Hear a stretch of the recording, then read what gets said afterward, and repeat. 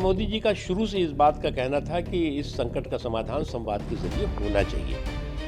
और कुछ लोग जो है वो डींगबाजी की डिप्लोमेसी पर यकीन करते हैं। नरेंद्र मोदी जी जो साइलेंट डिप्लोमेसी थी, बहुत लाउड एंड क्लियर डिप्लोमेसी थी, उसको पूरी दुनिया ने उसका सम्मान किया है।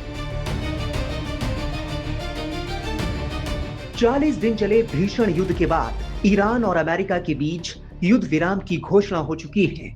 अमेरिकी राष्ट्रपति डोनाल्ड ट्रंप ने ईरान को आखिरी डेडलाइन दी थी, लेकिन डेडलाइन खत्म होने से ठीक 1.5 घंटे पहले ट्रंप ने सीज फायर का ऐलान कर दिया।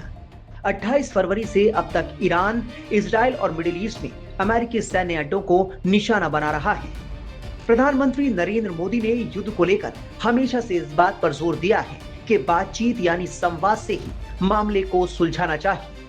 ईरान और अमेरिका के बीच भी आखिर संवाद से ही रास्ता निकला और जंग टल गई। देखिए, मैं मानता हूं कि इस वैश्विक संकट के दौर में एक विश्वसनीय जो है वो संवाद के जरिए भारत ने और नरेंद्र मोदी जी ने इस संकट के समय में एक बहुत लाउड एंड क्लियर मैसेज पूरे दुनिया को दिया। और मोदी जी का शुरू से इस बात का कहना था कि इस संकट का समाधान संवाद के जरिए होना चाहिए। और कुछ लोग जो है वो डींगबाजी की डिप्लोमेसी पर यकीन करते हैं।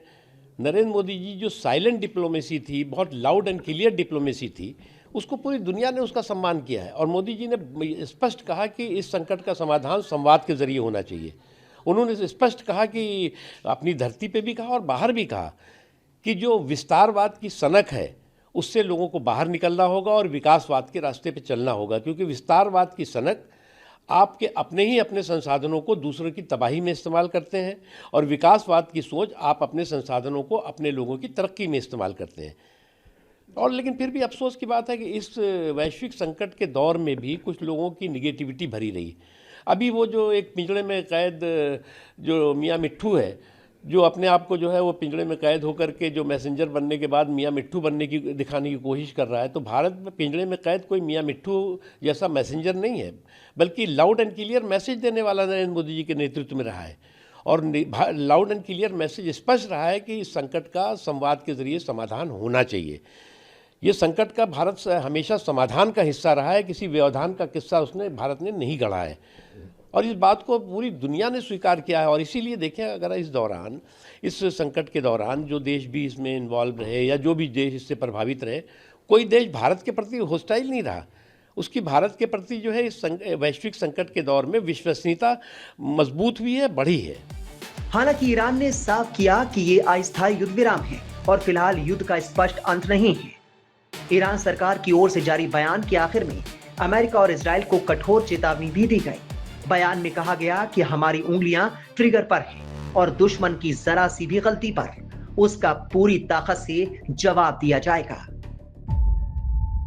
जीरो हमने इन्वेंट किया, हमने बताया दुनिया को, जहां योग है वहां रोग नहीं। सबसे पुरानी सभ्यता है हमारी। गुलामी से तो और देश भी लड़े भाई, पर आजादी के लिए अहिंसा का रास्ता बस हमारा था। अपने पसीने से जमीन सींचता किसान और घर में घुसकर मारने वाले जवान, बस इसी मिट्टी ने जने।